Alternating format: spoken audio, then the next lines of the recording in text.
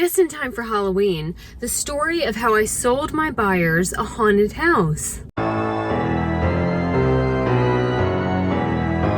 As standard practice, I will wait about 48 hours after closing day to call and check on my buyers and sellers and see how things are going. These conversations are very routine and predictable. Were the movers on time?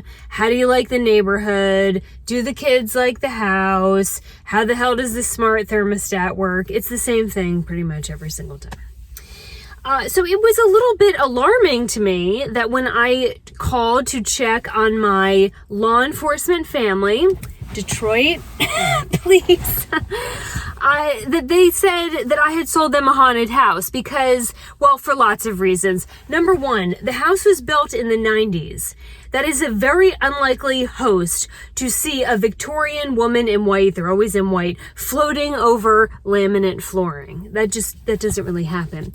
People always think that it's the old houses that are haunted, and I will testify after years in TV news that people get offed in HOAs and new housing all the time, and you don't hear about those being haunted. Why? These are the questions of our time. The house was built in the 90s, but furthermore, because Deputy Dad works in that jurisdiction, I damn well know that he ran the call history on that house and in that neighborhood to make sure that it was safe for his family and that nothing like weird had gone on in the house. How could that be? In the 1990s? A vinyl haunted? Really? Really?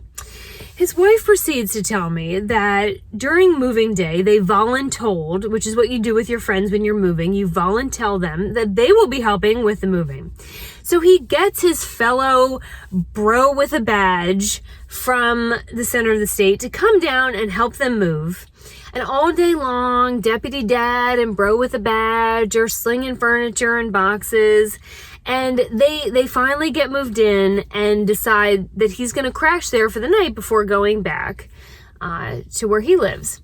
And he picks the bonus room. This house, the bonus room was huge. Huge. Everybody, all the kids had their bedrooms. The master bedroom is downstairs, but bro with a badge is going to go sleep in the bonus room that really had been not habitated too much at this point.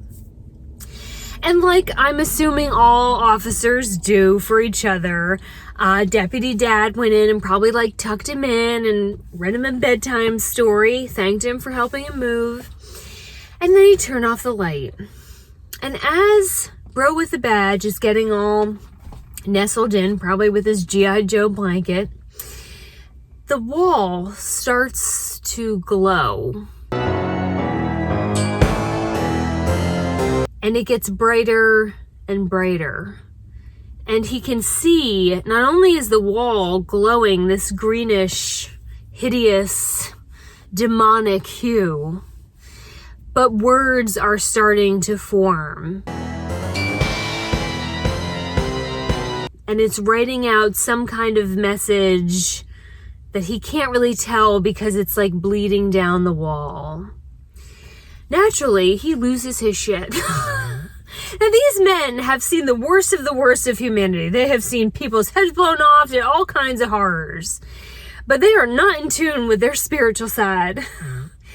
He freaks out because something is being written across the wall and it's getting brighter and brighter in this neon green verbiage. And he calls out to his comrade, but his comrade is asleep all the way downstairs, and this house is very large. And he knows that between him and safety is a very long, dark, shadowy hallway. And we all know that at the end of dark, shadowy hallways are Chucky dolls and Annabelle dolls. So he's not going down there. I missed the middle because at this point I was laughing so hard. Also curious to know if I did actually sell them a haunted house. Kind of hoping that I had. In the morning, they go to investigate, as any good officer would do. They get their detective skills out, and they get close to the wall and are looking at the wall, and they notice there's some kind of texture change on the wall, where it goes from that drywall sort of roughness, and then it's very smooth.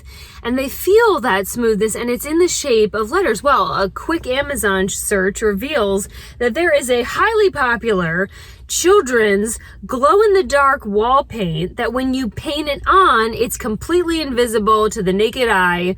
in the daylight, but when you shut the lights off, whatever you painted on there will show up. Children really are from hell. That is what this video is about. Thankfully, they were able to make this discovery because his wife, while gasping between laughing breaths, said that upon hearing that the house might be haunted from Bro with a Badge, her husband, Deputy Dad, my buyer, announced that he would, quote, burn that bitch down. And we don't want that. I can't resell that. I mean, if you don't like it and you want to relist, great. But like, please don't burn it down. Then I can only sell a lot and that's not going to make any money. So that was the time that I sold my clients a haunted house. And legend has it that on warm October nights, if you're very quiet, you can still hear throughout the neighborhood the high-pitched laugh of a wife who is laughing her ass off that she had to go scare the boogeyman away for 2 grown men, 2 grown officers. Reality is that real estate agents do not have to tell you if a house is haunted. Ever. Because ghosts, you can't measure. It's not like a quantifiable, you can't measure it. You can't send the home inspector not everyone believes in them.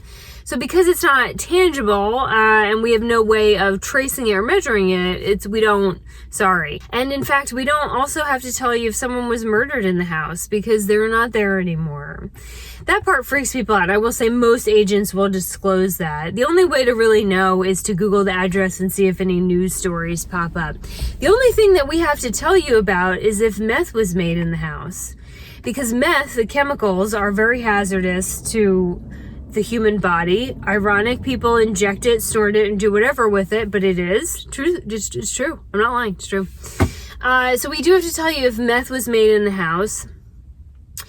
You want to know, again, about the ductwork, about the chemicals, and it just, for homeowners, meth and Yankee candles, they just don't mix well together. But it would be a creative line if, like, sandalwood and Sudafed. The homeowners meth series of Yankee Candle. I just keep giving these ideas away on the internet. Somebody make that. All right, weirdos. Happy Halloween. Be nice to your sellers, because if you're not, they might tip off the goblins and haunt you for the rest of your years in your brand new home.